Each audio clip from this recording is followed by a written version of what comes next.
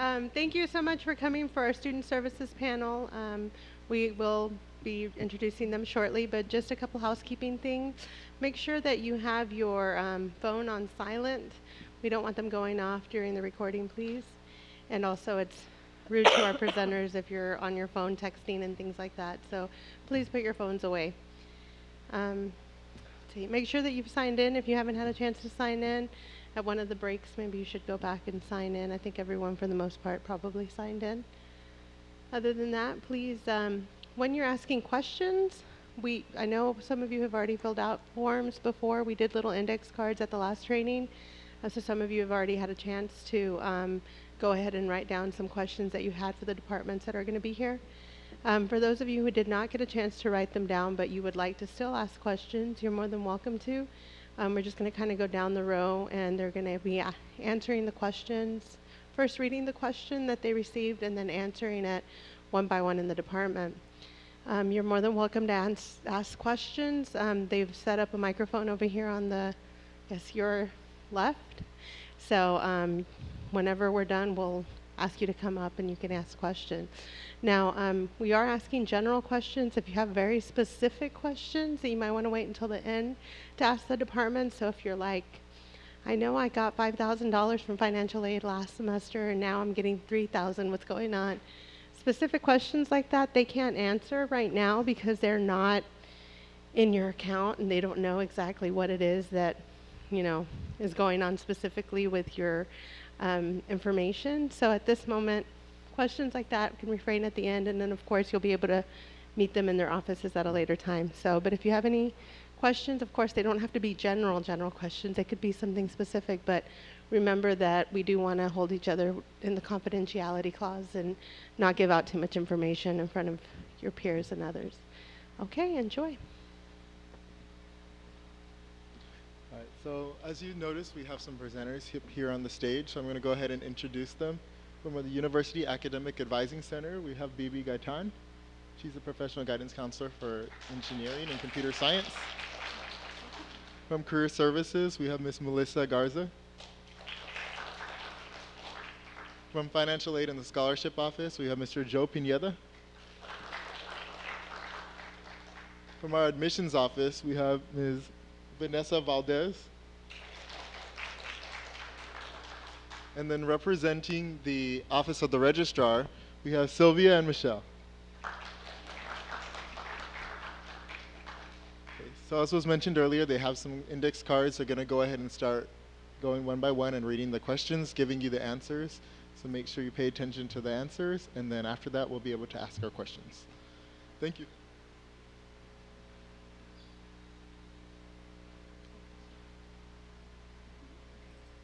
Good afternoon.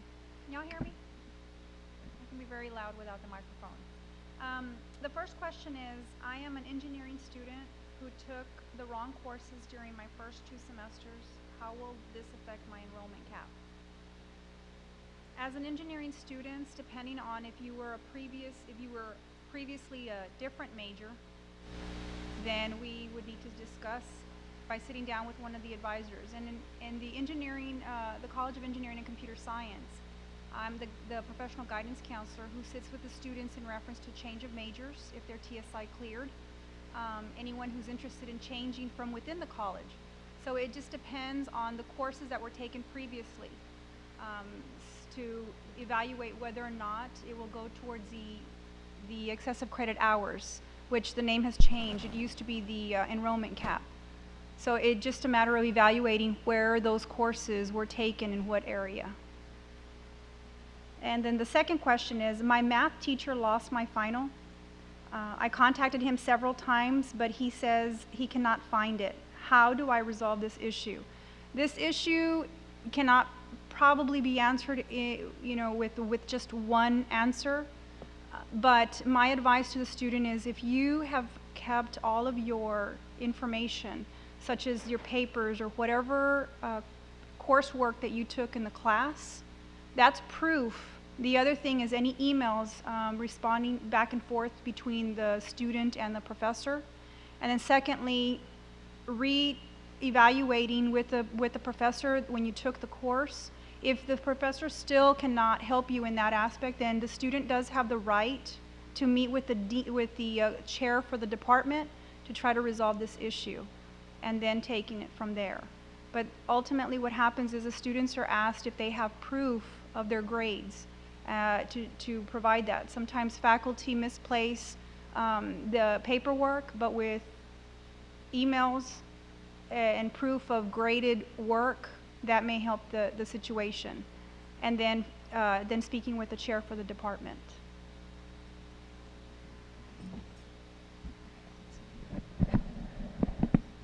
So my first question is, do we have to get a resume review every time we update our resume? And before I begin, I'd like to kind of get a gauge on how well you know the processes within our office. So I'm assuming that most of y'all are employees, right, or considered employees on campus through this job? Okay, so y'all are familiar with the fact that you have to get your Bronx Career Connection set up and get a resume review with our office? Just consensus? Okay. So do we have to get a resume review every time we update a resume? My general suggestion is that when you update your resume, you do get it reviewed by somebody, but it's not required through our office. So you all are familiar with the Bronx Career Connection, and you realize that you have to have a resume uploaded. You can have up to 5 resumes on the Bronx Career Connection. So you can target those resumes to different opportunities. Let's say you're applying for an internship, you can target that resume to that internship, or if you're applying for a full-time position, you can target the resume to the full-time. But as far as like whether we require you to get it reviewed to upload it, we don't. But like I said, I would recommend that you do get it reviewed, even if it's not within our office, if it's by a professor or by a coworker or colleague. I would recommend you getting it reviewed just for, I guess, safety purposes. Good afternoon. Can you all hear me just fine? Okay. First question that I have, what kind of help is available to me in the Express Lab? Is there anybody here, show of hands, it's okay, who doesn't know where the Express Lab is? Everybody knows? That's great. And for those of you that are lying or shy, it's located in the Student Services building right next to financial aid. There's a big sign in the hallway, it says Express Lab. What the Express Lab is, it's basically the financial aid computer lab. The services that are available to you there, it's anything that you need financial aid related. If you need to fill out a FAFSA, if you want to do a request for additional aid to request loans and increase, the entrance counseling for the loans, I mean anything, if you need to do a thank you letter for one of your scholarships, they can help you with that there. They can also help you with filling out the excellence application. Like I said, anything dealing with financial aid, feel free to go to the Express Lab and they can help you there. Even if you're doing a paper form for those of you that are considered Senate bill students where you have to do a TASFA instead of the FAFSA, they can help you with that there as well. So please, please, please utilize the Express Lab, because the people who work there, even if they're work studies, they're all trained by financial aid. So I highly recommend taking advantage of the Express Lab. I work in undergraduate admissions. Just wanted to give you a brief, I guess, review of the differences between admissions and the registrar's office. Our offices work very closely together, and we do very similar things. We both handle the processing of test scores, but the difference between the Office of Admissions is we mostly handled test score and transcript processing when you were trying to get admitted to the university. So some of you may have issues or still concerns, even though now you are current UTPA students, that still involve our office. But just to give I guess a bit of a separation, anybody that took any IB credit, AP, would go through our office, and anybody that's considering taking any CLEP scores, those will be handled through the registrar's office. So we're very similar, but we're also very different. My first question is, why haven't my transcripts been updated? I told STC to send them to UTPA back in August, and my UTPA transcript still does not reflect my STC classes. One of two things could have happened. You could have made a request through STC and it never got to us. We've been having some problems with the program that was sending electronic transcripts to our office. They used to be handled through the University of Texas at Austin, but it changed to a different location. So when the movement happened, some students made requests for transcripts and they never got to us. So my advice would be, log into your Assist account, click on the Admissions tab, And there should be a section that says transcripts received. If there's no date there, then we have not received it yet. Our office has turned completely electronic, and our staff enters received transcripts within 24 hours to 48 hours of receipt. So if you know that you sent it on Monday and by Wednesday or Thursday it has not gotten to us yet, then chances are either SCC didn't send it, they haven't gotten to your request yet, or something happened with the electronic transcript load. So contact STC to confirm, get a confirmed date. Another misconception, students go to SCC and they said, okay, it's been sent to UTPA right now. It's not an instantaneous transaction. It takes 3 to 5 business days on occasion to get to us. So if it's something you need as soon as possible, you can come to the admissions office or download and print out an unofficial transcript through JAGNet, bring it to our office, we can enter it right away, and then you can request an electronic at a later date to get to us later. Thank you. Hi, my name is Michelle Madrid. I work with the registrar's office, and basically in our office we can assist you with registration issues if you need to print out transcripts or have them mailed out, if you want to apply for graduation when that time comes, as well as if you need to process drops or withdrawals, you would do that in our office. So my first question is, what is the process to have a grade changed? If you need to have a grade changed, the professor of the course needs to initiate the form. It's a form that requires signatures from the department chair, the dean, and then it gets sent to the provost office, and then they'll send it off to our office where we'll process it.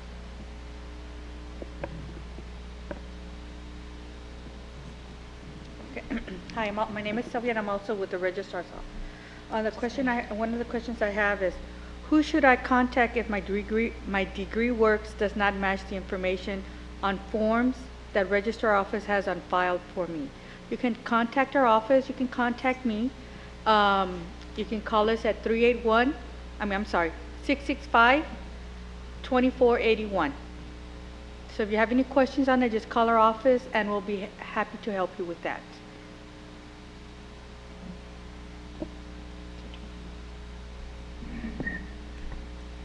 Okay. The next question is, why do we have a language proficiency requirement if it doesn't count towards part of our degree plan? To follow up with that is the language proficiency was required when the coordinating board had it included as part of the core requirements. The language proficiency requirement is a graduation requirement. So students, a lot of times when they graduate, they already have or have come in with credits. We recommend, highly recommend, that students test in order for them to receive credit. Keep in mind that it is a graduation requirement. Even though your degree plan may not require it, it is required for your general education requirements. The second question is if it, meaning it falls into our extra 30 hours. So with the excessive credit hours, yes, if the student took the class, physically took the class, and they have to earn 6 hours for the language proficiency, even though it is not part of the degree plan, it is a graduation requirement, it does go towards your excessive credit hours. So when students come in, this is why we strongly encourage that if students have tested in high school their language proficiencies, we need to make sure that we advise the students, and it's the student's responsibility to make sure that that UTPA receives the credits for that. So if you receive credit, it does not go towards your excessive credit hours. You do get credit for the graduation requirement. Okay. My next question is, I'm undecided on my major. Does Career Services offer any career counseling? And so to answer that, we do. We have several qualified career advisors, and I would say that this is probably beneficial for either your proteges or yourself, but to get career advice based on an employer perspective, so what can I do with my degree, would be the perspective that we'd be giving you advice on.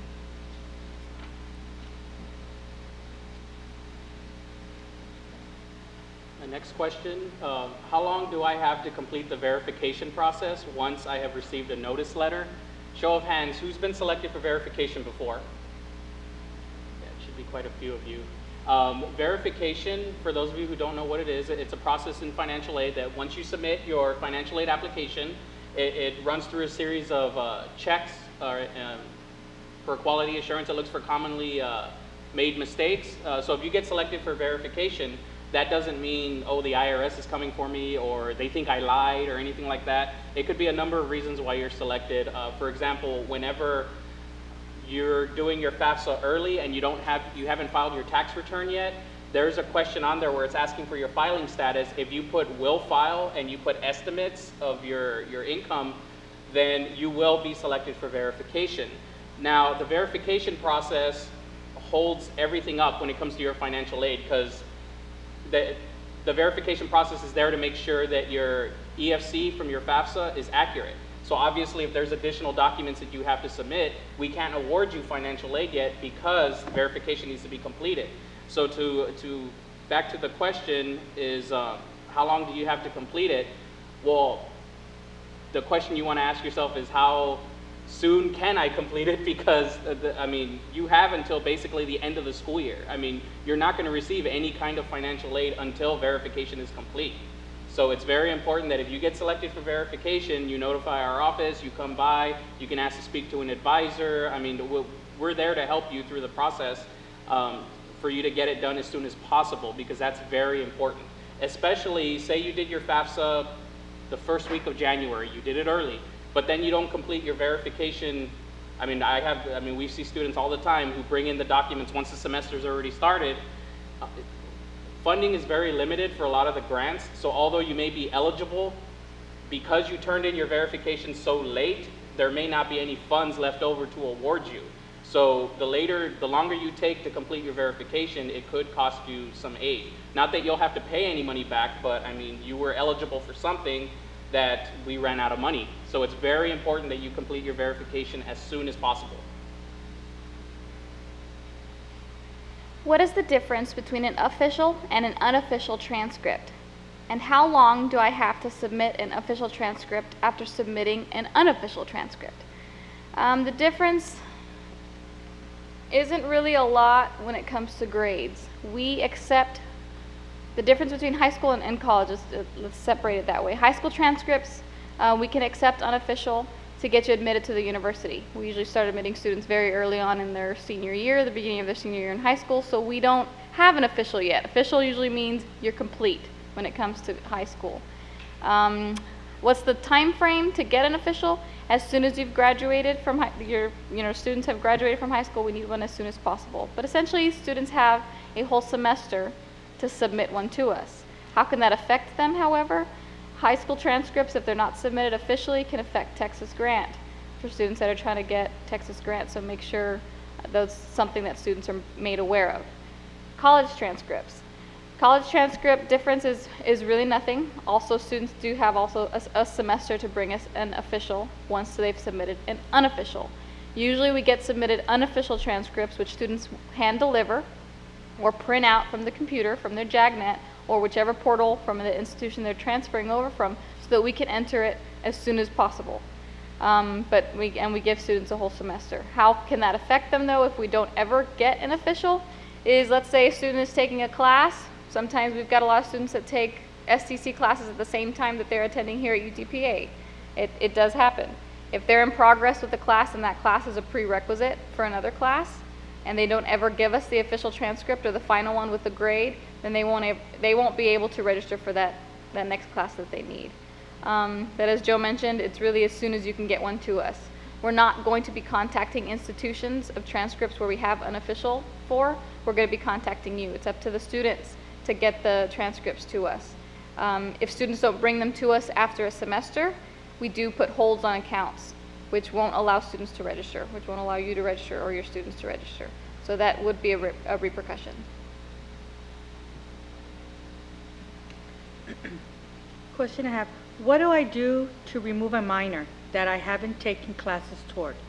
Well, if you need to remove a minor, you can go to your major, and I'm sorry, to your advisor, and let them know that you don't want a minor. Or you can come by the office of the registrar and just come by and just tell us that you don't want your minor, and we'll go ahead and take it off. But you got to remember, there's a lot of degrees that do require that you have to have a minor. So just check with your advisor. And my next question is, if I get suspended, what do I have to do to come back to UTPA? Basically, if you get suspended, you have to sit out a semester, and then you can come back the following semester. If you want to return immediately the next semester, then you have to submit an appeal with our office. And just to, I guess, continue a little bit on that, sometimes what happens is once students get suspended, they are asked to sit out a semester from UTPA. Some students sit out that semester without going anywhere, but other students take that opportunity to go to a different institution, TSCC, a local one, TSCC, UTB, or STC, take classes for that semester and come back. If a student happens to do that, if you happen to do that, you will now be considered a returning transfer, which means you will need to reapply to the university as a returning student. We'll need to re-review your college transcript, and then we'll re-accept you to the university. So if you decide to sit out and not do anything, all you need to do is sit out, and you can come back without having to do anything. But if you do attend another institution, you will be considered a returning transfer.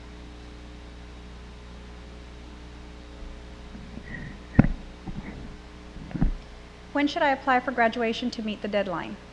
Usually we advise the students that the best way, the safest way is 9 months before you plan to graduate. 9 months. I know it seems like it's a long time, but it's enough time to prepare. There's a process that you have to, not only the students, but the department and faculty as well as the registrar's office. Let me explain the process. First, we want to make sure that when you are getting ready to graduate, or when you have an estimated time frame, that you apply 9 months before. And the process is this. Once the application has been submitted, and it's through the registrar's office, and yes, there is an application fee. So all of this takes place when you apply for graduation.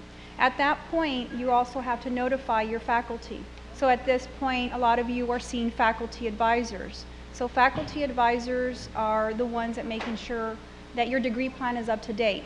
Back to the question of changing majors, dropping minors, and so forth, we also want to make sure that the students correctly declare their major and correctly declare their minor. So if students have listed minors and you're applying for graduation and you don't list those, the minor because you've never taken courses, you also have to submit proper paperwork. And I'm sure y'all are familiar with the change of information form. Okay, so, and those could be picked up at the registrar's office, and yes, with advisors or the professional guidance counselors. So from that process, we need to make sure that you're declared correctly. Make sure that your minor's declared correctly and so forth. And then from there, the faculty will then submit a degree plan. That's the degree plan or the roadmap, the official degree plan that needs to be signed. So it has to be signed by your faculty advisor. From there, it gets sent to the chair for the department. So the chair has to approve that and revise that to make sure that you are meeting the requirements. Then once the chair submits it, then it goes over to the dean's, the college dean. So then the dean has to approve it. Once it's approved, then it gets sent to the registrar's office. Another approval. The registrar's office will then also verify to make sure that whatever courses are listed on the degree plan are verified and checked, as well as you're declared correctly as your major and the minor, and all of that, all those changes that needed to be made. This process does take quite a bit of time because there needs to be signatures every time that it gets sent from one office to the other. There needs to be signatures required. Back to the question of language proficiency. A lot of times students don't meet that requirement because it is a graduation requirement.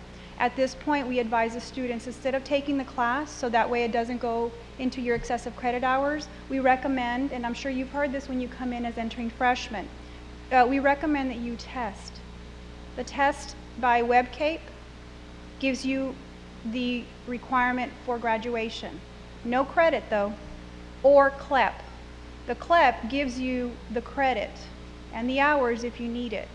So those are the two recommendations in reference to that. So within that process, this is why we say 9 months before you graduate, because there has to be a verification process from the time that you apply to your faculty advisor, to the department chair, to the dean of the college, and then to the registrar's office before you're cleared. And then you will see that status on your assist. You will see every time that it goes through, there is a status whether you're cleared or not. And so that way, if there's any questions, there's plenty of time, because at that point, some students will be required to have substitutions through your departments, and a lot of times your faculty may not submit it. So it gives you and the faculty enough time to make sure that those requests for substitutions have been submitted to the registrar's office, and it reflects on your degree works.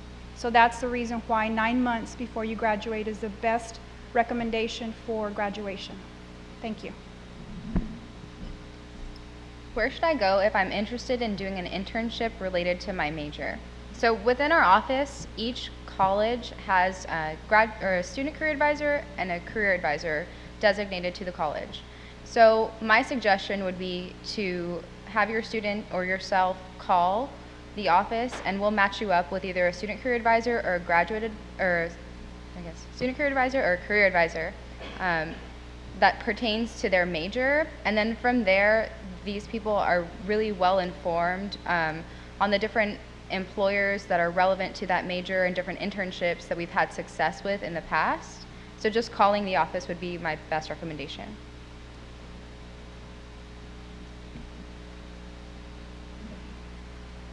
How will my financial aid change once I start my graduate classes in the dual program for Masters of Science in Accounting? What they're referring to is there's a program where a student is basically earning a bachelor's and a master's at the same time. So, you know, you start off taking undergraduate classes, then at a certain point you start taking your graduate level classes. With financial aid, there's benefits of being an undergraduate student and there's benefits of being a graduate student. Well, you can only be classified either an undergrad or a graduate student at one time. You can't be classified as both. For example, for graduate students, their loan amounts that they can borrow are much higher than the undergraduate students. And for the undergraduate students, there's more options as far as grants. For example, a Pell Grant, Texas Grant, those aren't offered to you as a graduate student. So what ends up happening for these students in this program, you start off as an undergraduate student, you're Pell eligible, you're you know, all the other grants that you know, you're entitled to as a undergraduate student, you still receive. And if you happen to be taking a mix of undergrad and grad classes for a particular semester, we still count the hours. For example, if you're taking 6 hours undergrad and 3 hours of grad, that makes you 9 hours of undergrad and 3 hours of grad, that's 12 hours, which makes you a full-time student. That way your Pell can adjust accordingly as a full-time student, rather, oh, you're only getting Pell for the 9 hours and not for the graduate classes. So what happens is in your final year of the program, you're classified as a graduate student. What happens is you're no longer eligible for Pell, Texas Grant, all those other grants as an undergrad, but your aid now reflects a graduate level, which is the increased loan amounts and any other awards that you would be eligible for as a graduate student. So remember, you start off undergrad, you get all those benefits, and then in your final year, it switches to reflect that of a graduate level. So you can't be a graduate student receiving Pell. Also, like I said, you can't be an undergraduate student receiving the $10,000 of student loans that a graduate level can. I mean, so it's a trade-off. So you start off as an undergrad, and then when you get to your final year, it switches over to reflect that of the graduate status. I know it's a little confusing, but if you have any additional questions or want to sit down with someone to explain everything to you, I do recommend stopping by the financial aid office and ask to speak to a financial aid advisor. They can sit down with you and explain everything, help you plan everything out. So I do recommend stopping by our office if you have any questions. How many of you are on information overload? It's a lot of information that we're covering up here, and as he mentioned, a lot of our offices, our websites are very detailed, so I encourage you guys to get familiar with them, and that's what they're there for, because we are experts in our trade, but I've been here for 7 years and there's still some things that I don't remember about registrar processes that I have to ask them on a daily basis, and that's okay. That's what our websites are for. One of the questions that I have is a very general question, and then I'll go on to the admissions question, but it's it kind of ties into a lot of the information we're asking is the UTPA operator available 24/7, or is it only a service available from 8 to 5? The operator is a human being, so yes, they need sleep, and they are, you know, the general office hours, yes, are 8 to 5. Our offices, payments and collections, admissions, registrars, and financial aid, I don't know if any of you have called the offices, but we've kind of tricked a lot of y'all. It's our own individual extensions, however, it goes to a call center. 4 different offices go to one center that answers very general questions for our offices, allowing us to process on a daily basis, and they handle the bulk of the phone calls. And they're mostly available also 8 to 5 or 8 to 6, Monday through Thursday, and 8 to 5 on Fridays. However, there is a service that we have, and it's kind of a Q&A site. It's called Ask Rio. How many of you all are familiar with Ask Rio? Good. If you go to the main UTPA website, www.utpa.edu, there's a link that says Ask Rio, and it's just a very general question, but some of the answers on there are very specific.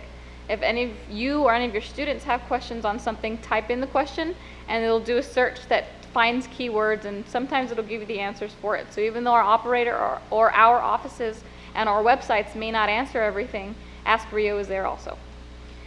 Just now to go into the admission question. At my high school, they required me to take the advanced placement, the AP test, for a course that I would already be receiving STC dual credit for. How will the AP and STC dual credit course reflect on my transcript?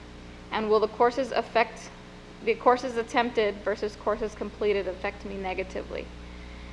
We have that often, where we get AP test scores get processed in our office, and then we'll get an STC transcript that shows, okay, student got credit for Spanish or English 1301, but then they also took the same course at STC. We don't give dual credit. On occasion we have, because we process them separately, but then we find the error and we'll take one off. If we have an AP credit versus a course credit with a letter grade, we will give you the letter grade. So the letter grade will show up on your transcript. If we give you the AP credit grade, then it won't show as A through F, it'll show as CR, which stands for credit. You were given credit for a specific course. So that's how it will reflect on your transcript. Will courses attempted versus courses completed affect me? If you attempted a course and you got a grade for it, then yes, it is going to show up on your account. Even though it may have been done dual credit through high school, you were a high school student taking college courses, regardless if it was done in high school, it still shows up on your college transcript, even if it was an F. So those courses still do show up on your grades. And I'd like to add to that, when you receive AP credit and then you have dual credit, and as mentioned, usually the amount of hours are inputted. Now this actually, when this comes into play with the excessive credit hours, the students also, if they have credits for both AP and actual letter grade, if that letter grade affects the students, then the students can request for the AP allowing them credit. Let me say that again. The letter grade, if it's inputted and you have an AP credit for the same course and it's going to affect you with the excessive credit hours, the student can request for the AP credit instead of the actual course letter grade. Okay, so that is something that we do consider and look at with the students as we go through the excessive credit hours if they're going to be affected. So that is something that you can work with your professional guidance counselor in reference to the excess credit hours. Thank you.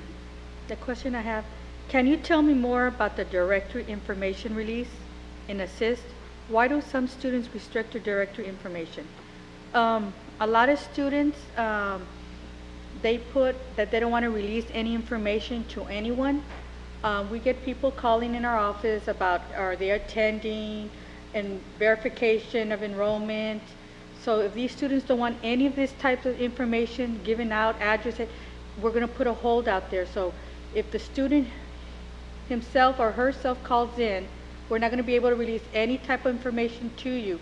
You have to come in person with a picture ID so we can release that information to you. And there's a lot of students, and there's a lot of companies out there are calling verification for credit cards or housing and so forth. They'll call for graduation. Have the students graduated? A lot of these students don't want this information out, so that is why they put the hold on there. So but if you need to release it, then you need to come by our office and fill out a form so we can go ahead and uncheck it so the information can be given out. We don't give out information of your transcript, your grades, or grades or substitutions or anything like that. We'll just give them, you know, we'll verify an address. We won't give out social security numbers, but we'll give out the directory information for the student. So it just depends on the student what they want. If they don't want anything released, then they'll fill out the form saying that please do not release any information. But if you do need it released, then you'll need to come by the office so we can uncheck it so we can release some of that information. And that includes your parents. As college students, you're protected by the FERPA law. We're only allowed to give directory information. So for those of you that have, as my mom was when I was in college, she wanted to know exactly what my grades were and exactly what was going on. So if that's the case with any of your parents or your guardians, then you can allow your parents to be given more information than just directory information, but you have to put that request in there. You can do it through Assist or through the registrar's office, and you have to specifically say, I want, and don't say mom or dad, because students do put that on the Assist, mom and dad, put their full name and specify that you want them to be able to view, yes, I know it does happen, that you want them to view the information. Because if a parent calls, and we have received those phone calls before that says, I am paying tuition for my daughter, but I don't think she's going. Can you verify that she is enrolled in your institution? And the answer is no, we can't do that unless you allow us to do that. However, if a student comes by our office, shows the income tax information, and shows that you are a dependent under them, then we are at liberty to be able to give that information. But they do need to take an extra step. So if you want to avoid that, go ahead and go online and allow them to gain access to your account. But you are protected. Okay, my question is, when changing a major or minor, how long does it take for the paperwork to be processed so the new major minor becomes official? So if we receive the form, it should be done that day or the following day. It doesn't take long. As long as the form is in our office. Sometimes the professors or the students leave it at the departments because if you're changing your major, you do need a signature from the department. So a student will leave it at the department, and then the department needs to forward it to us. So once we receive it, it should be, 1 or 2 business days before we change it. But during registration and advisement, we do take a little longer because everybody at that time is changing their major. So, but we get to it within 24 to 48 hours. I can answer. I have a really short question. How long do I have to get an incomplete changed to a grade? If you receive an incomplete for a course, you do have a year to work with your professor to get that changed to an actual grade.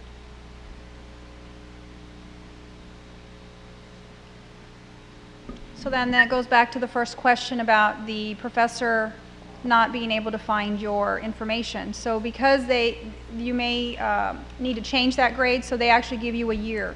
So you have a year's time frame to make sure that you could reconnect with the professor and the department. And that just goes back to the first question that was asked earlier. The next question is, what is the least amount of advanced hours needed in order to graduate? The least amount of hours is 51 hours, least. But depending, for some of you that are double majors, including a couple of minors, you must also, 51 is the least amount to graduate.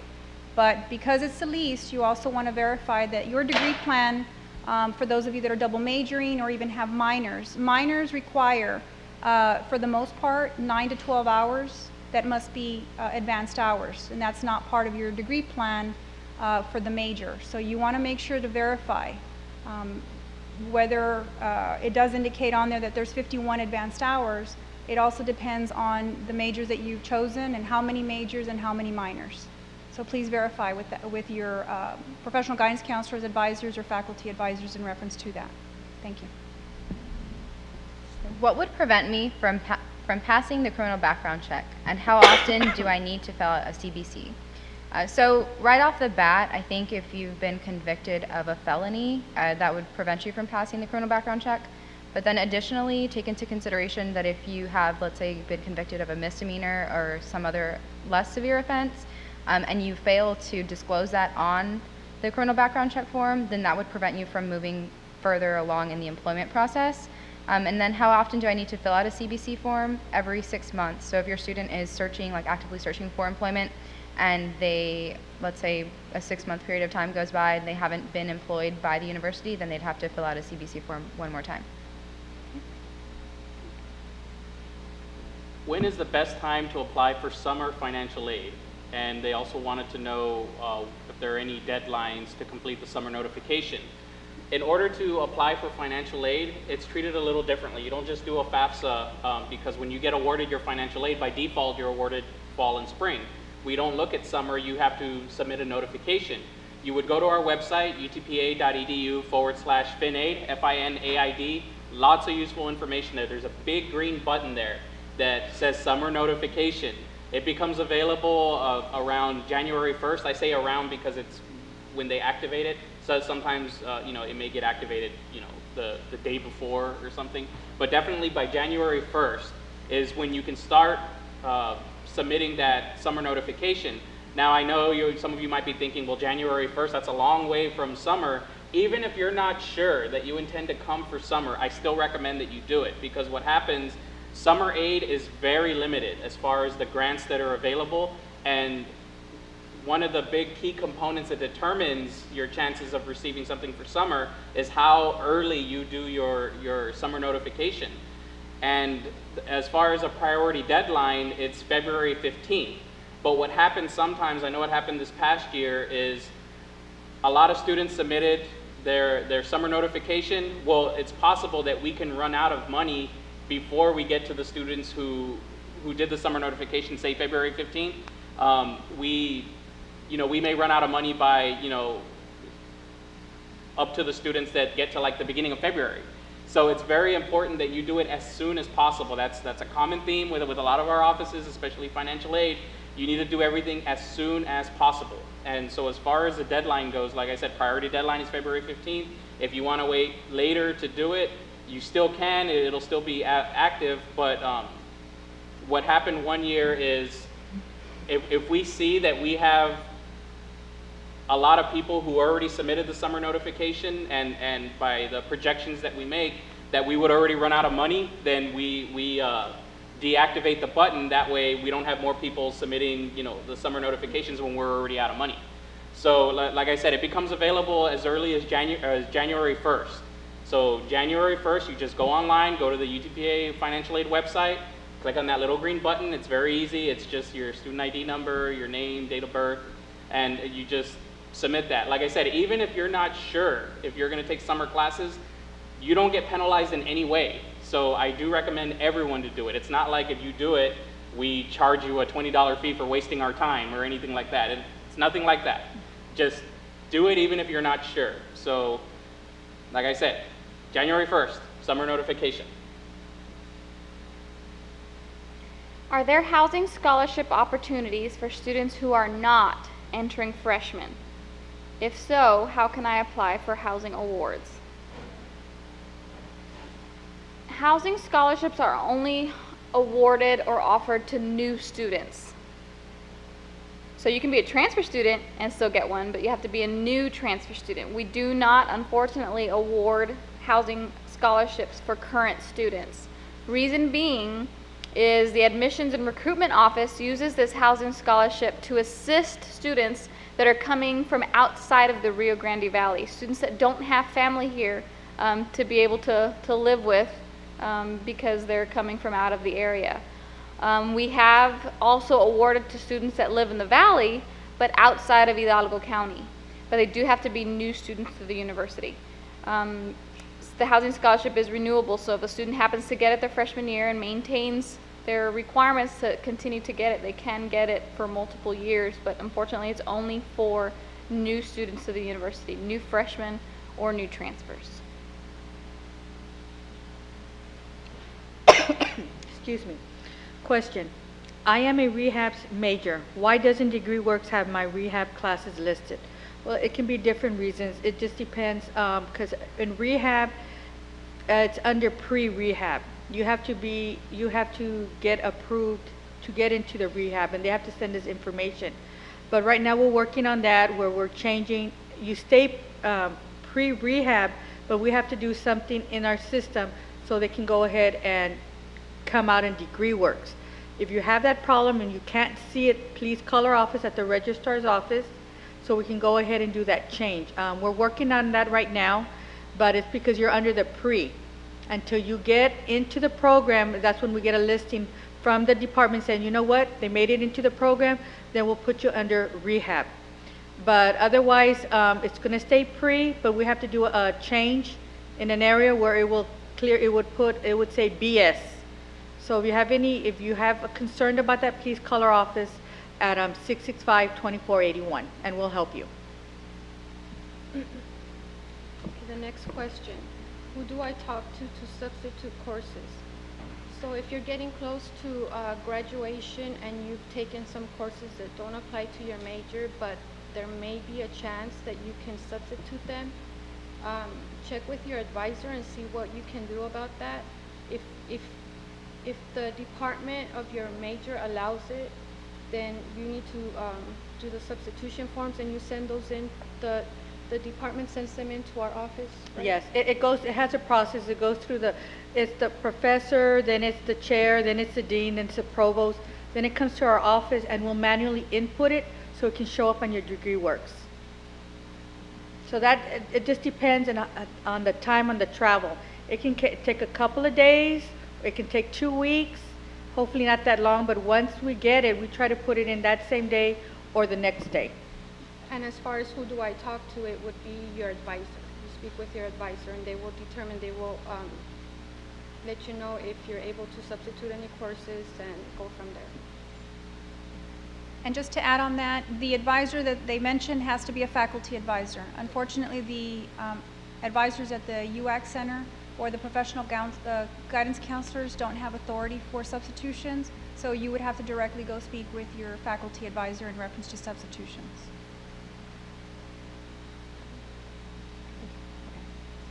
The question asked is, how many minors can I have? You can have up to 3 minors.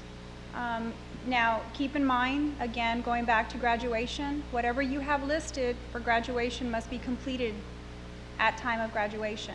So be careful with your minors. So if you are listing 3 minors, those 3 minors must be completed during the time of graduation. All of the requirements must be fulfilled. So you can have up to 3 minors. My next question is, what are the benefits of creating a Bronc Career Connection account? So I think the biggest benefit is that employers are actively seeking UTPA students. And if you think about the range of people that can access the Bronc Career Connection, it's solely for UTPA students. So instead of going to like monster.com or some other job employment agency, you have a limited number of people that I guess are competing against you or looking for those same jobs as opposed to you. So I think the biggest thing is just the fact that they're looking specifically for UTPA students, and that offers you a huge advantage when it comes to employability.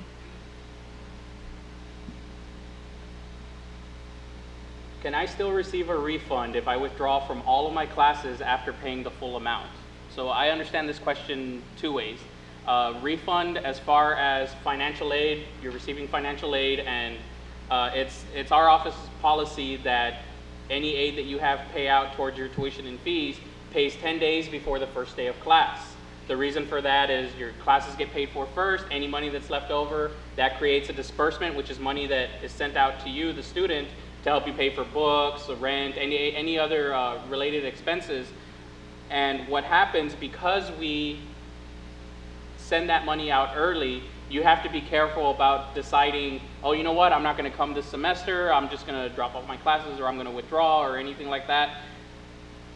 The important thing about pertaining to financial aid is the census date. You have to be aware of the census date. For fall and spring, that's the 12th class date. What that means is any changes that you make to your schedule from the first day of, or even before the first day of class till the 12th class day, your financial aid will readjust. Well, what that means is, say your disbursement has already been processed, money's already gone out, class hasn't even started yet, you're enrolled 12 hours, full-time. One of the awards, for example, Pell Grant, adjusts based on your enrollment. You get an amount paid for 3, 6, 9, or 12 hours. So if you decide, I'm gonna drop a class and only come 11 hours, your disbursement, everything's already paid out, you drop one class thinking first day of class hasn't started yet. Your cost of attendance, your budget is gonna readjust, that portion of your Pell is gonna back out, and you're gonna end up owing money. So if you decide to withdraw, if you drop all your classes and your financial aid has already paid, since like I said, it pays out 10 days before the first day of class, well then you're gonna owe money. And if you don't pay it, you're gonna have a hold, and it's gonna cause a big headache for everybody. So if you're not sure on what it is you want to do, especially if you're receiving financial aid and money's already paid out, I do recommend stopping by our office to talk to a financial aid advisor.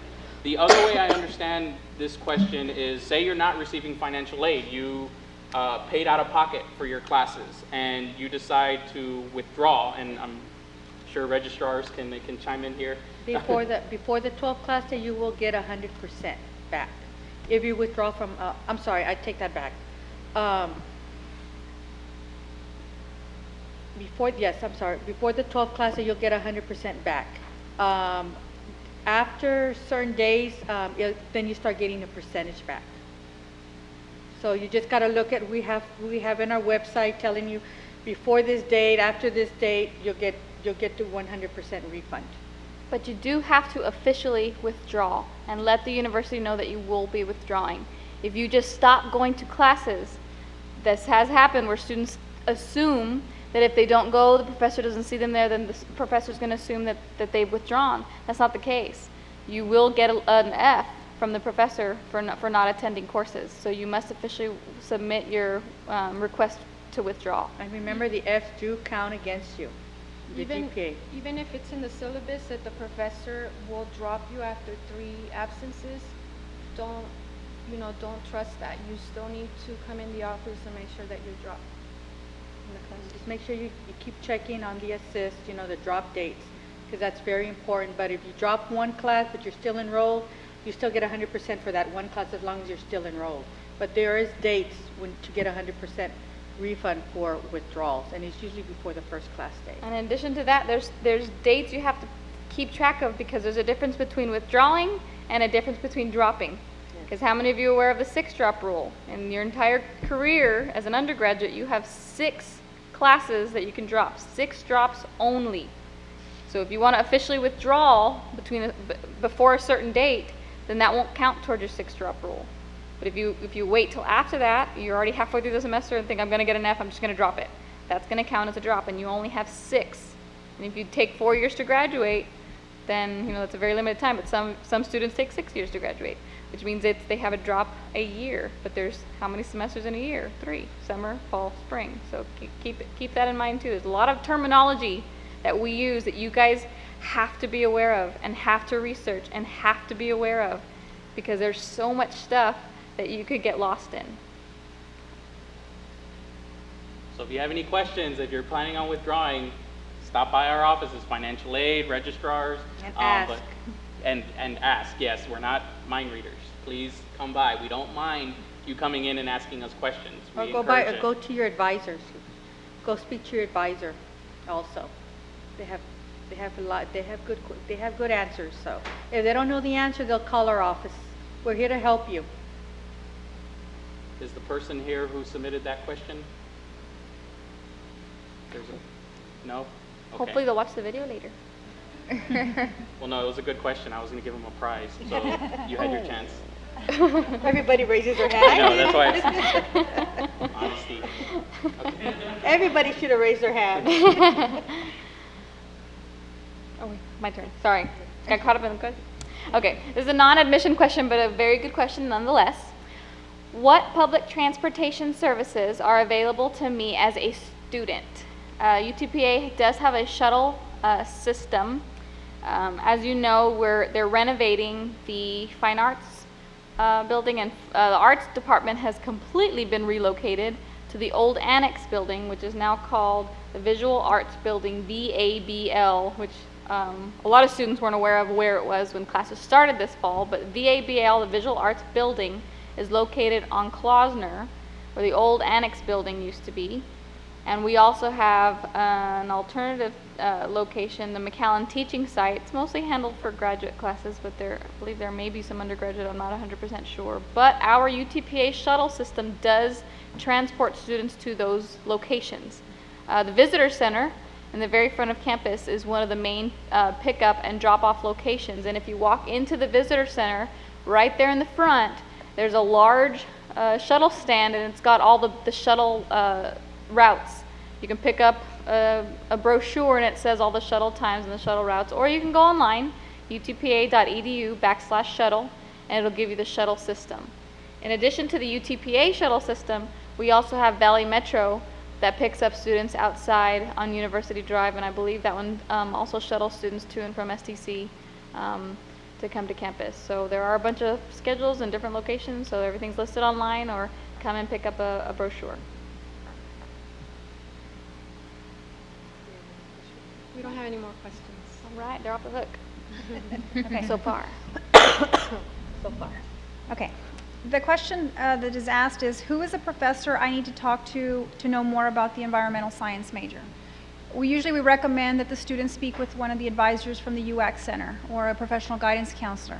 A lot of times what happens is it's sometimes difficult to locate a professor in the field, and a lot of times, based on questions that you might have, the professors may not have a lot of time to answer them. So to not allow you to help students better understand not only the new major that they're interested in, the advisors will sit with the students individually and explain to them exactly what the field is, what the requirements are. But in those discussions, we also talk to students depending on what your classification is, how many hours you have.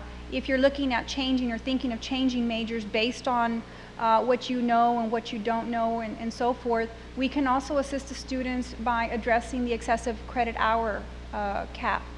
And so we can give the students a lot of information in reference to the new major, and not just environmental science, but just any other field.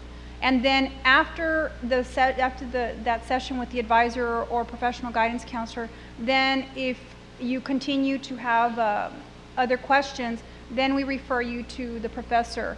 Once you're referred over to the professor, then you have a better understanding of what that major is, what it consists of, so that way you have quality time with the professor in answering that particular major question. All right, my next question is, what's the difference between an externship and an internship?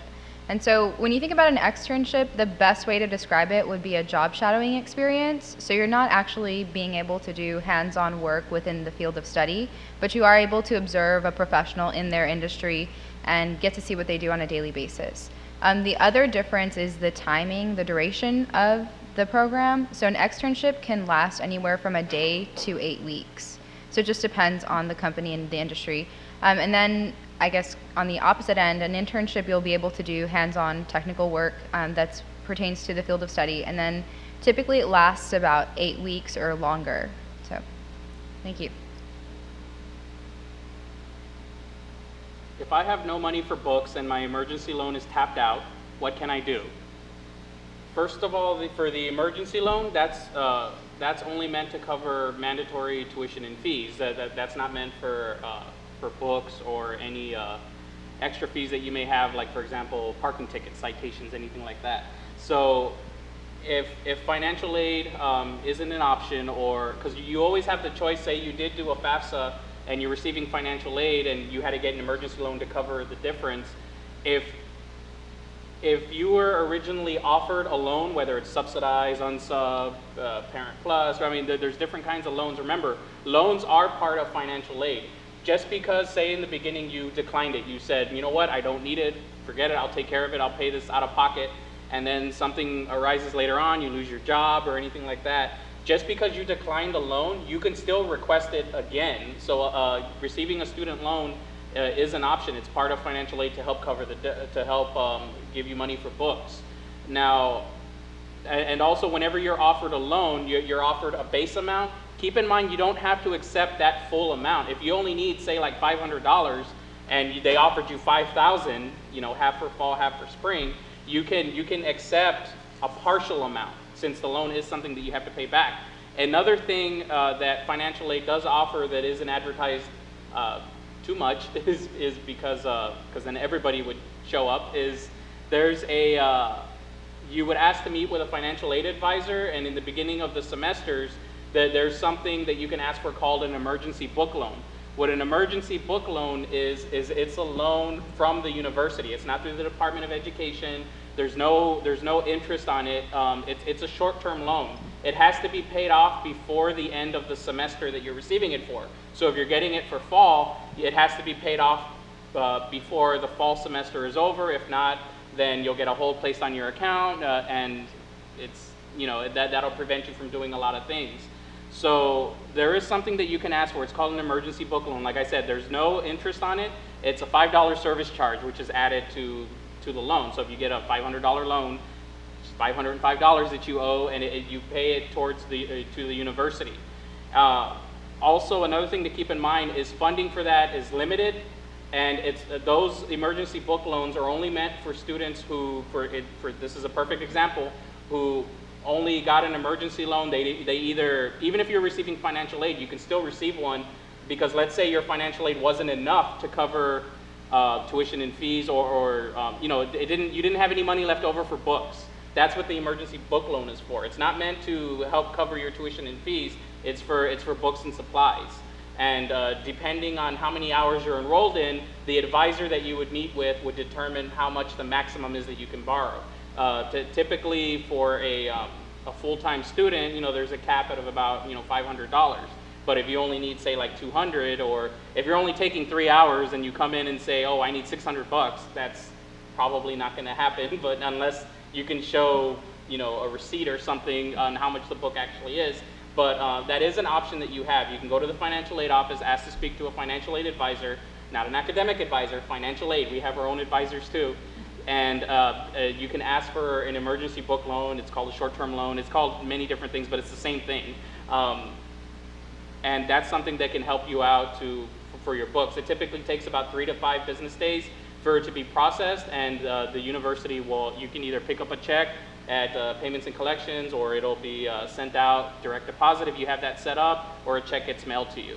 So that is something that is an option in the financial aid office. And like I said, funding is very limited for that. So typically do that in the beginning of the semester. Don't wait until later on, because then they're going to ask, it's already midterms and you're barely coming in for book money. How have you been making it all this time? And remember, if you already got a disbursement, if you received, for example, a $2,000 disbursement, you blew all that on a big screen TV or something, and then you realize, oh, I forgot to buy my books, the advisor is going to see on your bill that you received a disbursement, and they're going to ask, what happened? So just be aware of that. Now, another non-admission related question. Are there still living learning communities at UTPA's Heritage Hall? Can you tell me more about these communities? I had to defer this question to Peter Ehemika because I didn't quite know the answer, and he helped me out with it. But as far as, I guess we're aware, there is one that we know of that the department does work with. It's Abriendo los Caminos, that works with a camp program. But I know that departments are always willing to try different things. So you know, if there's a student organization, or if there's maybe with the SAM mentorship program, I'm sure if there's an interest for an additional living learning community that could potentially be created or worked with, then inquire with the Office of Residence Life to see if that's an option. I'm sure they'll consider anything as long as it's beneficial for the students. So there is one that we're aware of, and I'm sure there could be more if needed. I do want to add that we have 2 websites that you can go to.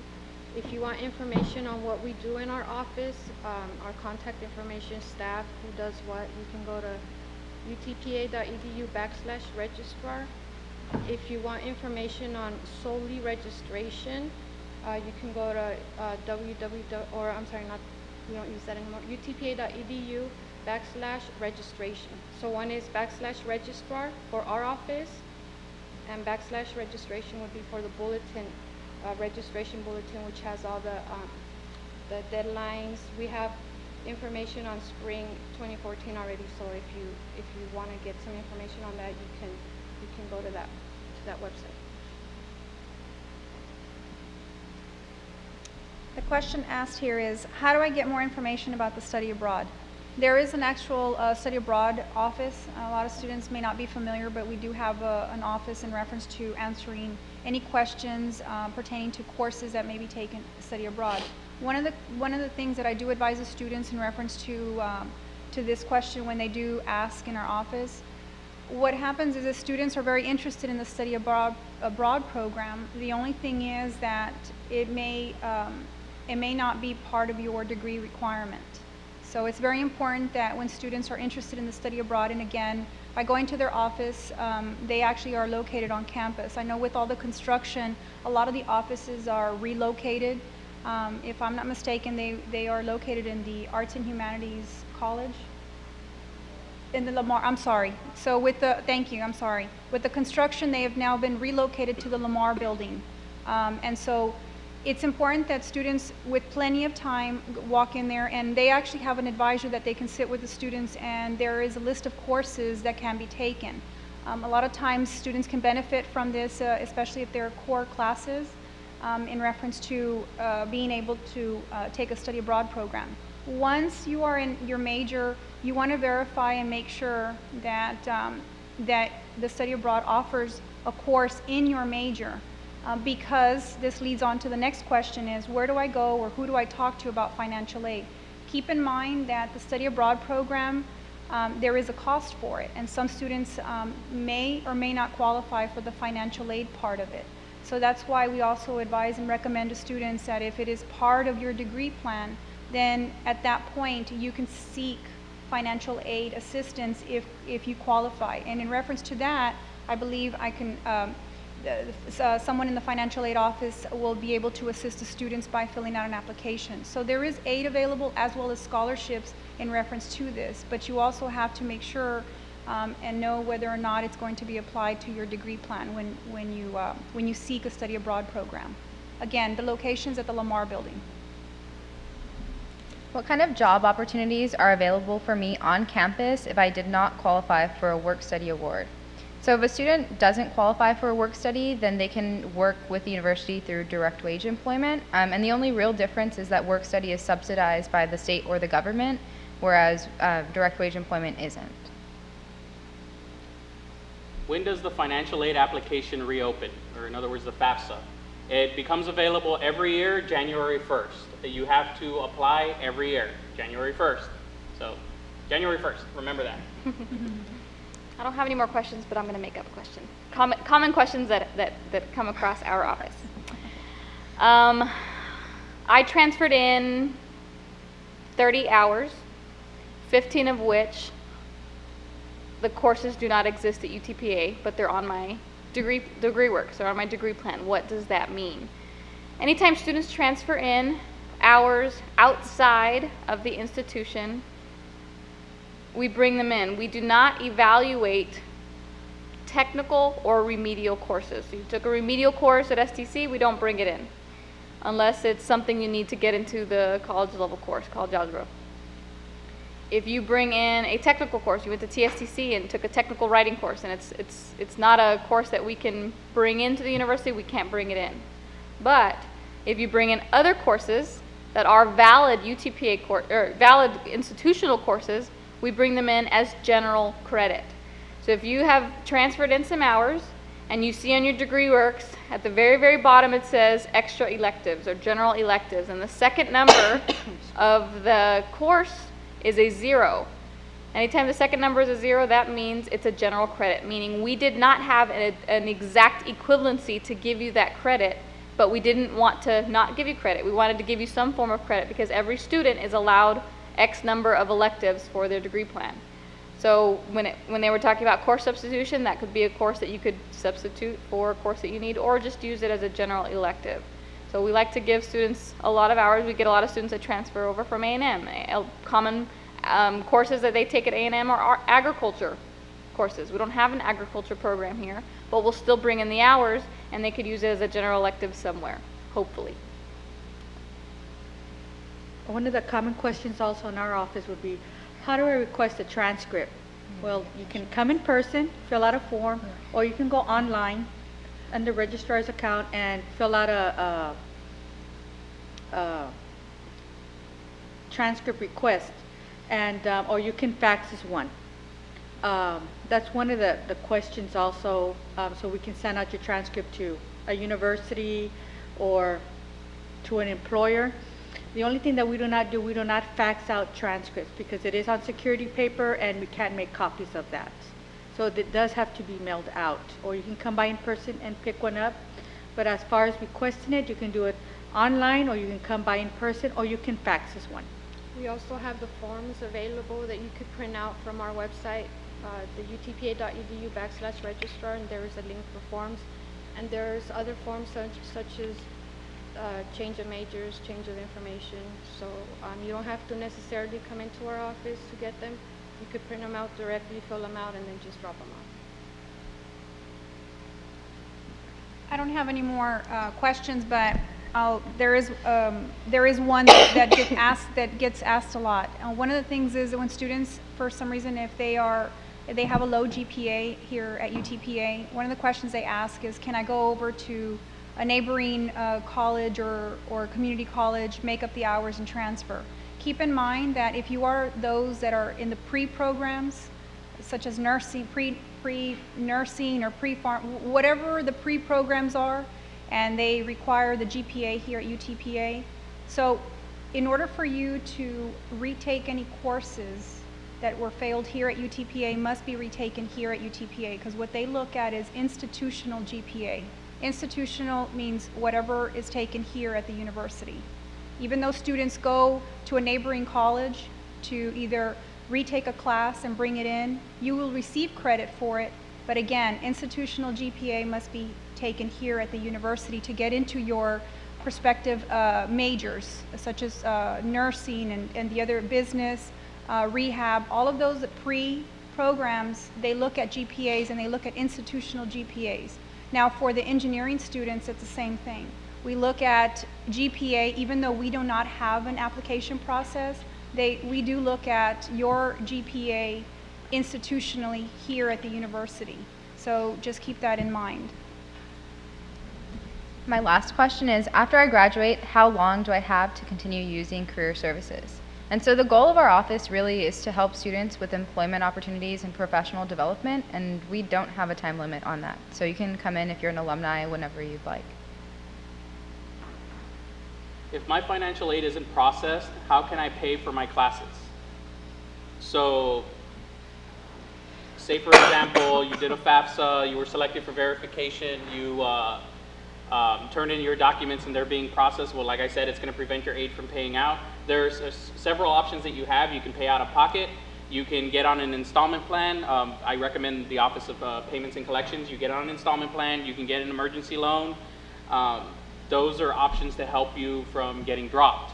And you would do those, like for example, some of these services, like for example, the emergency loan, if your account has been vetted, is the term right?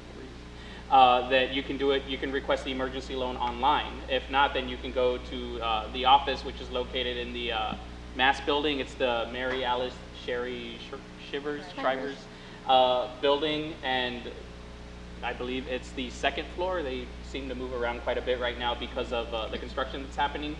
And you can get an emergency loan. That'll cover, like I said, your mandatory tuition and fees. It doesn't give you any money for books or meal plans or anything like that, or to pay your the dorms or anything like that.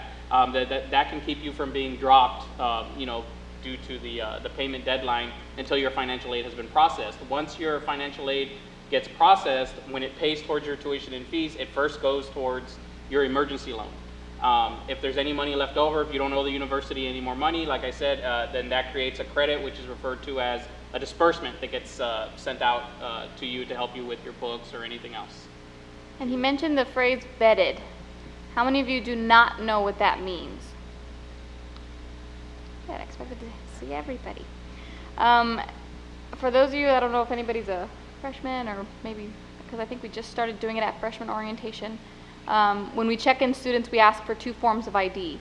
And that's kind of to get them vetted all at one time because we enrolled 3,500 students this past year, so we hit a lot of our students. In the event that you have not had the opportunity to do that, and if you have not brought 2 forms of ID to the Academic Services Building, I believe they do it at the Bronc Card office. What that's used for is they're confirming your identity. They want 2 forms of ID in addition to what you may have already provided: a driver's license, a social security card, a passport. If you bring those 2 forms of ID, show them at the Bronc Card office, you will get the highest level of security clearance for your file, meaning you can do extra stuff that other students can't do. He mentioned the emergency loans. If you have not gotten vetted yet, then you will not be able to request an emergency loan online. You will have to come on campus and meet with an emergency loan officer. If you've done that online, you've gotten vetted, then you will have that capability to request an emergency loan through Assist.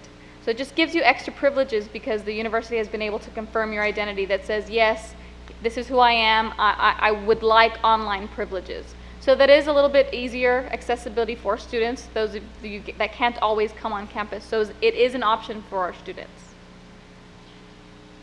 If the departments have no more questions at this time, we would like to invite y'all to start forming a line over at the microphone below. Actually, I have 5 more. Potentially it's very popular. We'll still have y'all, come start forming a line, so then that way you can Okay. ask other questions Don't be that shy. you might have. Here, I'll go with these first, and hopefully that'll get them. Is there a list somewhere where I can view all the UTPA scholarships for the year? Yes. Looks like this little book right here. It's also online. You can stop by the financial aid office, the scholarship office. This is for the UTPA Excellence application that's available right now. It becomes available every year, September 1st till January 15th. What this application is, there's many different departmental scholarships offered through the various departments here at the university. There's over 300 different ones. And what you do is you fill out this one application free of charge, and it applies, you're applying for all those scholarships. And based on the information that you provide, if you're eligible, if you meet the requirements for specific ones, it applies for you. So rather than you walking around campus, going to all the different departments saying, do you have any scholarships, and filling out applications by hand at all these different offices, it's one application, and it's available now. These are scholarships for next year, for fall and spring 2014, 2015. So it's at our office, it's online, it's on our website, and if anybody wants this, when they can have this one. What can I do if I want to take classes at STC and UTPA? Can I receive financial aid for both? This is something that the financial aid office does. The short answer is yes, but not all forms of aid. Let me explain. That's something that's called a, depending on who you speak to at the financial aid office, it's called a consortium agreement. They also call it a consortium agreement. It's the same thing, it's just they pronounce it differently. That form is available at the financial aid office the day after census. What this is for is, say you're an undergraduate student taking 9 hours here and 3 hours at STC. You could only receive aid at one college at a time. So, it's for your home school, which is the school that you are trying to get the degree from. So if the degree that you're going for is a bachelor's degree in English, well then obviously your home school would be UTPA, not STC, because they don't have bachelor's in English over there. So what would happen is you do the consortium agreement, and at the financial aid office, like I said, it's available the day after census. And what they do is, this is mostly for the Pell Grant. You know how I said that the Pell Grant pays based on your enrollment? Well, if you're enrolled 9 hours here and 3 hours over there, technically you're a full-time student, but what's going to end up happening until you do this form is your Pell Grant is only going to reflect 9 hours. We don't send any type of money or aid or anything to STC to pay for your classes for you. That's the student's responsibility. So what happens is you receive your aid, you do the consortium agreement, your classes are paid for, any money that is left over gets processed as a disbursement. With that disbursement, you're expected to use that money to pay for your classes at STC. That's how that gets taken care of. We don't send any kind of money to them. We don't say, this is how much money they have left over here. It's the student's responsibility. But the consortium agreement form that you do, like I said, day after census is for Pell Grant. You can't use it to, like for example, one of the requirements for student loans is you have to be enrolled 6 hours. If you're enrolled 3 hours here and 3 hours at STC, you can't use that form to get a student loan because you have to be enrolled 6 hours here. So like I said, that form is primarily for Pell Grant because that's a federal entitlement. So yes, you can receive aid to help you with both, but like I said, you only receive it at one college. We don't send any money to STC. You're expected to use your disbursement, if you do receive one, to pay for those classes. Next question, if I get a job, does it affect my financial aid even though my parents still claim me? Your FAFSA information is based off of the information that you provided from your tax returns. So, for example, the FAFSA that you are all on right now is your 2012 tax information. So if you get a job in 2013, that has no effect on your current financial aid because it's going off of your 2012 tax information, January 1st to December 31st. What it will affect is when January 1st, when the new FAFSA becomes available, it's going to be looking at your 2013 earnings. So that's going to have some impact on your EFC, which determines what type of, how much financial aid you receive. The other thing that seems a little confusing because there's many different ways I can answer this is, even though my parents still claim me, that is the person here who asking this question, by any chance? Or you're too shy? It's okay. Because even if your parents, because now we get into the topic of what makes me independent and what makes me dependent. For example, if you still live at home with if you have your own apartment, you're not 24 years old, you're not married, you're not supporting a child, you're not a graduate student. There's many different criteria that if you're able to answer yes to one of them, you're considered independent. If you, just by having your own place, but say you're 19 years old, you're still considered dependent, even if your parents don't claim you on their tax returns. If you do your own, you would still be considered dependent. You still have to provide your parents' information. But if you want further, because I can go on and on about this particular subject because it's very tricky, is I do recommend going to the financial aid office. They can help you with this at the front counter. I do recommend speaking to an advisor because they can sit you down and actually walk you through everything with your specific situation. But the short answer, if you get a job, it doesn't affect your current year. It will affect your next FAFSA because it's going to affect your earnings on your tax return.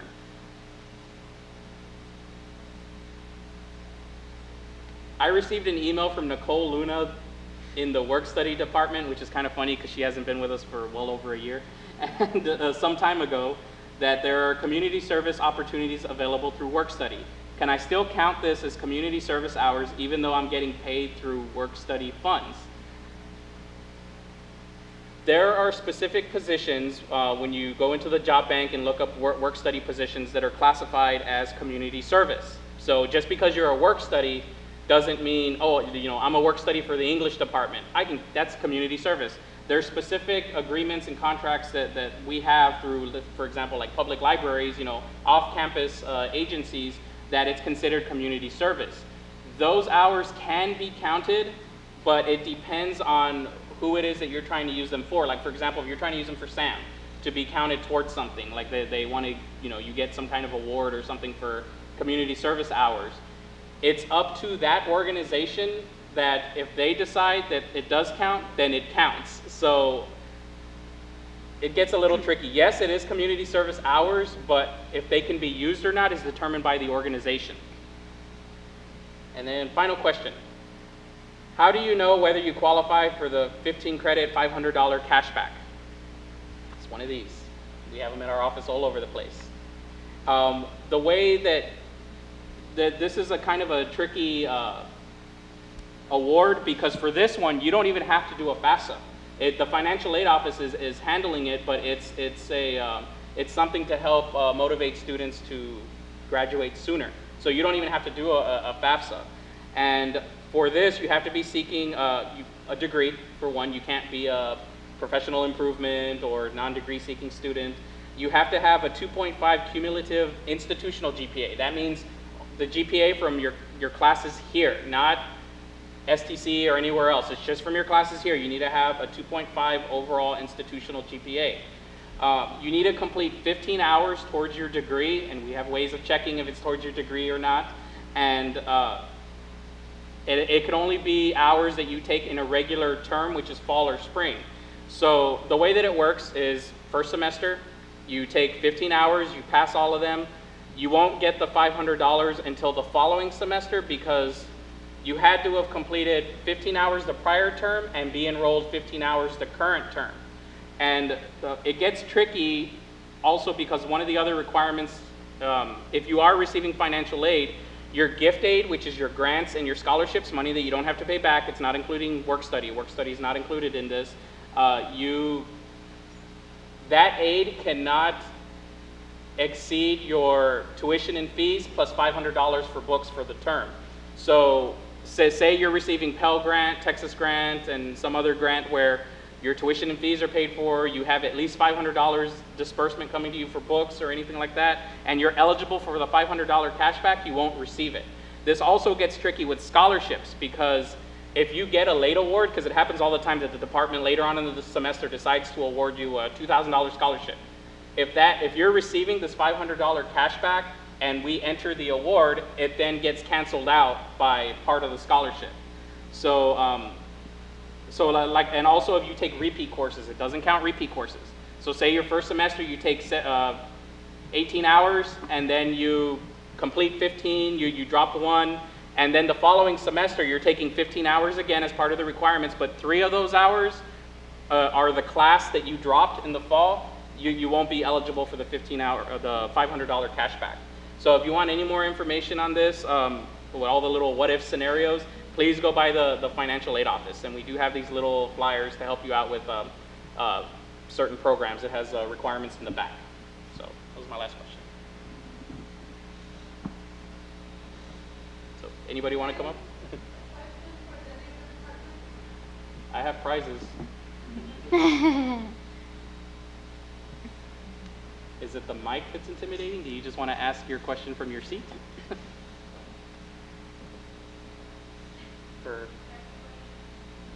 Unless you can yell, unless you can be loud.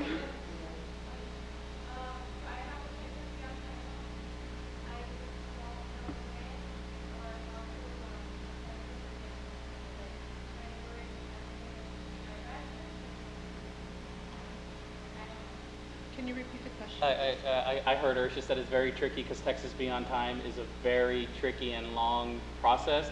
I recommend that you go to our office and ask to speak to Sylvia Alafa. She's the coordinator who oversees that. Also on our website, utpa.edu/finaid, the top left corner, it has a button that says types of financial aid.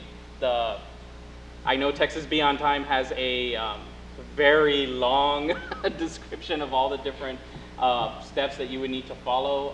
I don't know off the top of my head because I know that's a very tricky one because that's something from an outside. But I know for the forgiveness, I thought it was more towards the end because you need to graduate within a certain amount of time, and if you obviously can't do it too early because if you decide to extend your graduation, then that messes everything up because you have to graduate within a allotted period of time. But if you need additional information, I do recommend contacting Sylvia in our office. You can just go to the front counter or call the financial aid office and ask for Sylvia Alafa, and she can walk you through all that. But Be On Time is very tricky.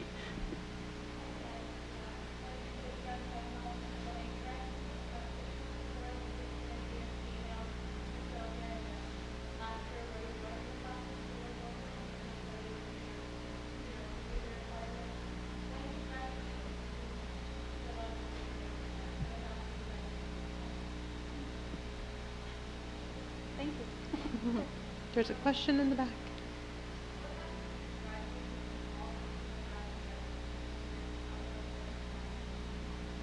You can. No, I heard her that she. So the question was, what happens if you graduate in the fall and then come back to UTPA as a graduate student in the spring, and how does that affect your Financial aid. financial aid? So, well, once you, apply for graduation and you get admitted and everything gets updated in the records, like you're admitted to graduate school, like everything has to be in sync before the your financial aid gets adjusted. Because what happens is that there's a process that runs weekly. It's the packaging process. It'll pick you up and see that you for the spring are now a graduate student. It'll then adjust your aid for the spring. So like, for example, say you were originally packaged as fall spring and you received Pell Grant, Texas Grant, it divides half for fall, half for spring. It'll then readjust, it'll cancel out the spring half, so you won't owe anything. And pretty much for graduate students, there's very few grants, and it's mostly the unsubsidized loan, because your graduate students are no longer eligible for the subsidized. That amount gets adjusted because as a graduate student, the threshold is much, much higher. So your aid will readjust, but I do recommend checking to make sure that check your student account, because you may, if there's any kind of discrepancy with your graduate application or with the registrars, or like everything has to be matching, or else it'll cause some kind of discrepancy, and you may be required to submit an additional form to the financial aid office where they're trying to determine, are you going for a second bachelor's, are you going for a master's, are you going, and so it's important to check your student account. But you can always come by the financial aid office just to see, is everything okay for spring, and we would be able to check all that for you. But essentially everything gets picked up, provided that everything's in order, it gets done automatically. But it'll be reflected as a graduate student. So just because Pell was on there in the beginning, like I said, once you get admitted and everything, it switches. Yes, ma'am.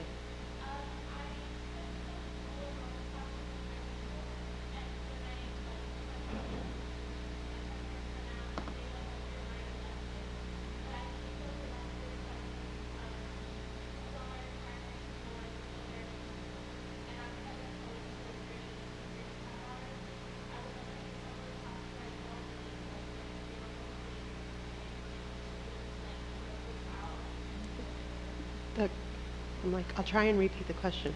The question was, the student has dual credit classes that came in from high school. However, right now they're not counting towards anything that she needs for her major. She's also taking prerequisites for physical therapy. So can those classes be taken off and not count towards her enrollment cap, because her enrollment cap is getting close? So I think that can be anybody who wants to take it. Wishful thinking. Ideally, that would be the best thing, but unfortunately they cannot. If you have taken them, they will stay on your record. If they're general electives that could be used for a specific area, you can request for a course substitution to be filled out. Talk to your advisor, see if a substitution is possible with your advisor, and then it'll be submitted to the registrar's office. But we can't take them off. In the event that you're super duper close to graduating and you're a few hours over or a semester over your hours and you're getting charged the excess hour fee, there is an appeal that you can submit and plead your case, and it'll go to a committee and they will decide whether or not they'll pay you that excess. So there are steps for you to take, but we can't take the courses off. And then just to add on that, just keep in mind for the excessive credit hours, what counts are concurrent enrollment, courses taken, repeated courses, withdrawals, failed classes. Dual enrollment courses, and I want to backtrack. Dual enrollment courses are when students were in high school and they were taking a course to fulfill their graduation requirements for high school. At the same time, they were also, it was dual, trying to earn college credit. Dual enrollment or dual courses do not count towards your excessive credit hours. They will appear on the transcript. We cannot, like as explained, we do not omit those. If a student comes into play where they are approaching or they've already exceeded the excess credit hours, then the student must then fill out a release form and that's located at the UX Center. There is a contact person for that. Because what happens is the coordinating board then processes the form of all the courses that you've taken. And so at that point, you can also state if you are appealing that because of the excessive credit hours. There is proof, and it could state on there that they were dual enrollment. Again, keep in mind, dual enrollment courses do not count towards the excess of credit hours. Concurrent enrollment do, withdrawal courses also, repeated courses, courses that were taken and you change majors and they do not apply to the new major. All of those encompasses the excessive credit hours. Yes, ma'am.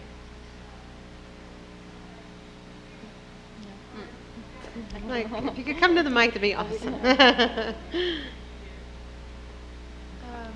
I have a scholarship that requires 15 hours. How would I go about keeping my scholarship throughout my senior year when I don't have that many hours to take and I need to take a certain class?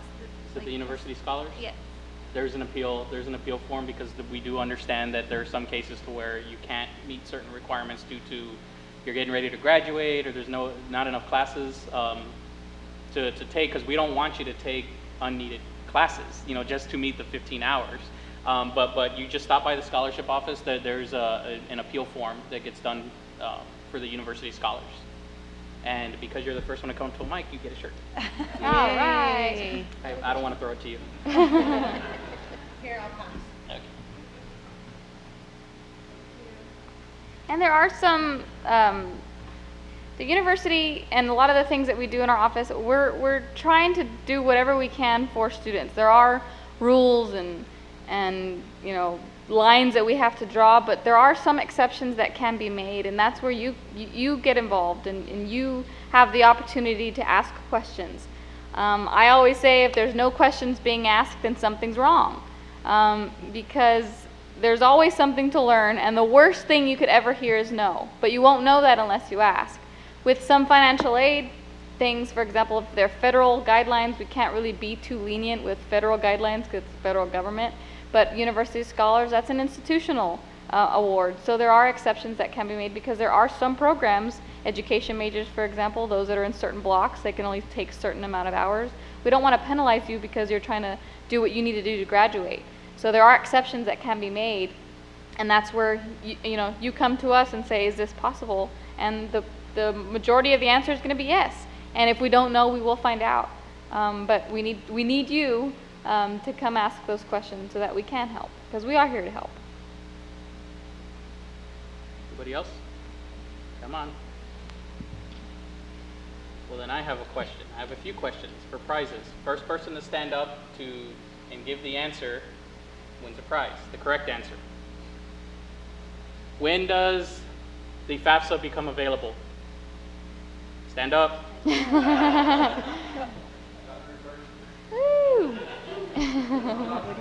I'm sorry?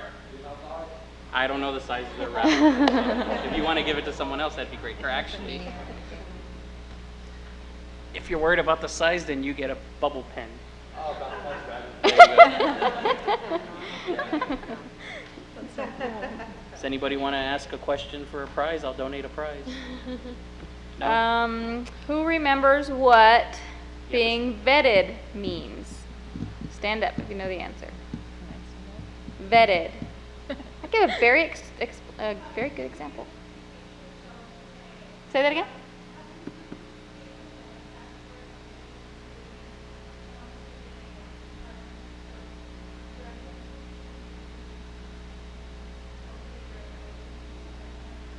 So you can be given different access. Yes, very good answer. Come on down. Next question. I only have like 3 more, so don't worry, I won't take up too much. Thank you. The summer notification button becomes available when? Yes. Woo! Mm-hmm.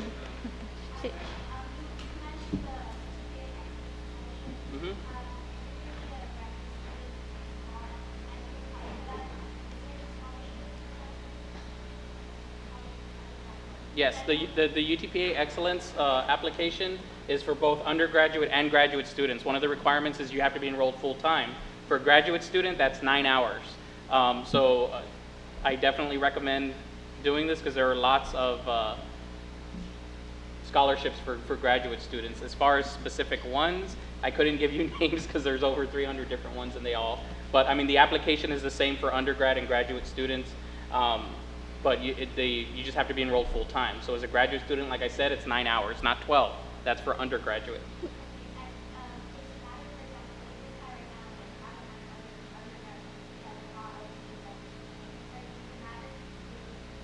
It's whatever your standing is going to be by the fall, because everything's done way in advance. Oh, go ahead. It's from your documentation. There's a lot of the fields on the application. Anything that's yellow is filled in by the university. That's from your records from like the graduate office, registrars, admissions, like for example, test scores, rankings, anything like that, which if you would have put it on the application and you weren't exactly sure, well, we have a way of getting the definite number, which is based off of your transcripts and everything else. So the way that we know is basically you need to make sure that everything, your account, is in order by January 15th, because January 15th is when the application closes. And even then, if something's still missing afterwards, just come by our office. That way you can let us know to see if there's anything else that we can do, or you know, if there's anything else that needs to be updated. Because, you know, like Vanessa said, come and talk to us, because you know, we want to help you.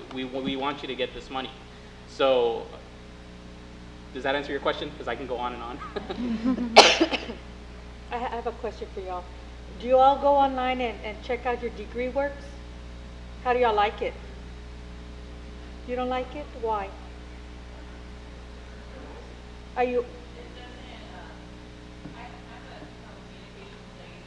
Uh-huh.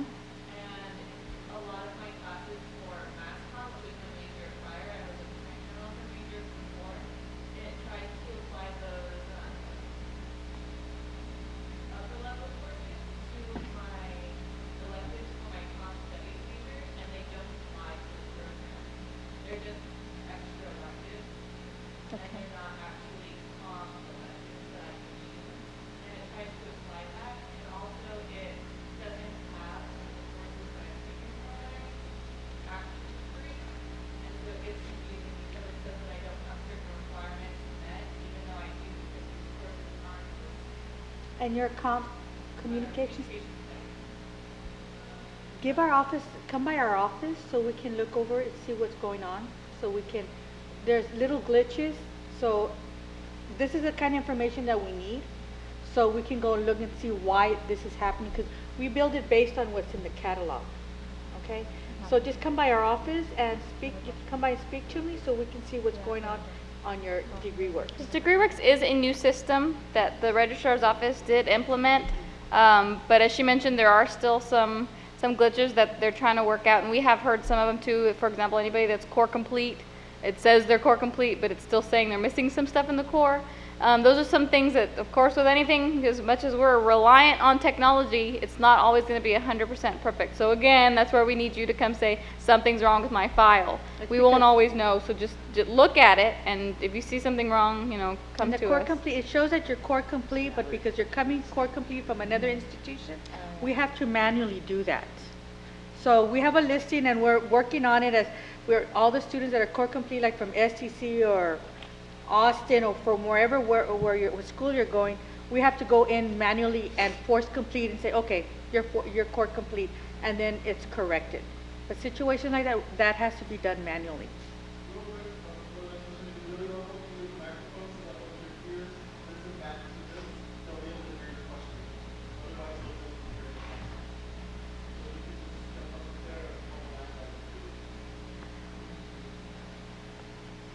Peter, do they have, or do we have just up until 3, or is there a little wiggle room?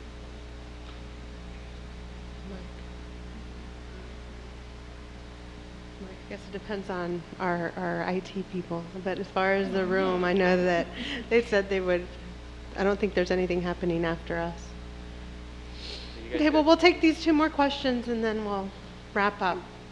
A problem I'm having in my degree works is that I'm an anthropology and history major, and one of my classes was shipwrecks and history of maritime It archaeology. was what? I'm sorry, I didn't hear you. It was shipwrecks. It was like history of maritime archaeology, basically. Uh-huh.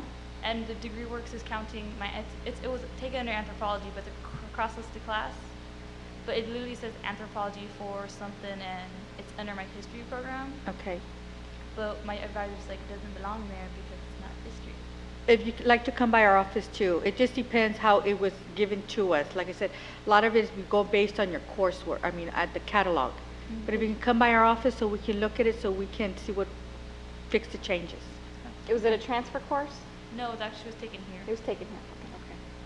Thank you. My overall GPA in degree works is off by 0.01 from assist. Just saying. I don't know if there's any problem with that. And my questions for financial aid stuff. I am an international student, and I don't know how eligible I am for financial aid, if I'm able to apply or not. That's why I never applied. Right. For international students, you're still encouraged to do this application. I'll do that every single year. Right. No, well, because some of them don't have the requirement of the U.S. citizen or permanent resident. Some of them are open to international students. The other thing is aid is very limited. So what I recommend is go speak to an advisor, a financial aid advisor, because there may be a specific type of loan you may be eligible for. As far as scholarships, you may be eligible for some outside agencies, because just because you don't get a scholarship through the university, it's still possible for you to get a scholarship from an outside donor. For example, Walmart, Dell, they give away money all the time. We have a listing at our office of popular search engines and to help you search for these scholarships, because we can't have a complete list because I just spit. We can't have a complete list because of there's thousands of different outside donors. So we have some paperwork in our office if you want to stop by to help get you started to search for those scholarships. Have you also checked with the Office of International Studies? Is that what it's called? Or Yeah. because I know they have the they have one. FACE program. Yeah, I have that one. Yeah, okay, so you already have that one. But yeah, for the international students, it's very limited. But you are encouraged to apply for the Excellence. We do have a listing in our office of outside donors and search engines. And whereas for these scholarships, they're for next year. As far as outside donors go, they're still awarding money now, because I'm the one who processes those checks. I'm constantly getting checks from outside donors to still award for the fall or even this semester, next semester. I mean, it's outside donors, it's their money. They can award it whenever they want. And those applications and that money is still out there. But it takes a while to find it because there's so many different ones. So I do recommend stopping by our office for the list and to speak to a financial aid advisor to see if there's anything else that they can help you with. And there's always, I always ask myself, I got a scholarship, but once the semester was about to end, I don't know what did happen. Was it from an outside donor? I guess it was Verizon. I don't know. I just got it like randomly. If I didn't check my email, I wouldn't realize it ever. It wasn't the summer. Check your emails. Very important. Check your emails, because that's the primary way that the university contacts you. We do, and I know in the scholarship office, try to call you as well, but if your information isn't updated, then how else are we supposed to contact you? But as far as scholarships go, they get awarded anytime either the department or the outside donors, they send us the money. They do it basically whenever they want. We would like for them to have everything done ahead of time, but some of these donors wait for like transcripts or grades or funding or to get the okay. There's so many different variables that would prevent a donor from awarding a scholarship early, because ideally you want them to award it early so you have that money up front, but that's not always the case. It's like I said, it's their money. They award it whenever they want. But definitely check your email account, your Bronc Mail account. But you were saying you got it awarded and then it got taken away? No, Oh, I got the you just award, got it but awarded, I never but you got a didn't call. know. If it wasn't because I checked my email, I wouldn't ever know. Yeah, you gotta check that Bronc email, please. Well, A lot of information goes out. Well, here, you get a shirt to remind you to check your email. I put check your email on the shirt. And on that last comment about checking the email, one thing that we want to mention, if you notice, we said check your Bronc email. We get a lot of emails from students that email us from your personal. We will not reply. Faculty will not reply. Anyone, staff, faculty, will not reply to any, it's our policy at the university not to reply to any personal emails. So please make sure that you're constantly checking your Bronc email, because anything having to do with advisement, anything having to do with the department, financial aid, admissions, everything is being routed to your Bronc email. So please keep that in mind when you're also emailing your professor, advisor, financial aid, and so forth. Again, please use the Bronc email. Thank you. And I have one question for the grand mystery prize. Remember, you have to stand up and get the right answer. What is my first and last name? I covered it.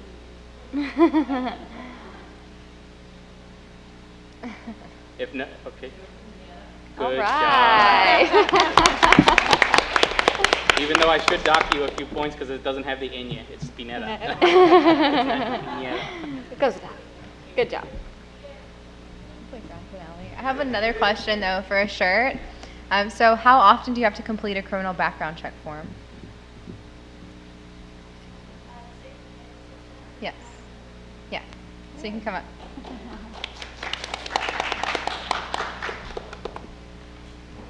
Are there any other questions? Come on. No? Oh. Well, thank you so much for your time and attention. Those are wonderful questions.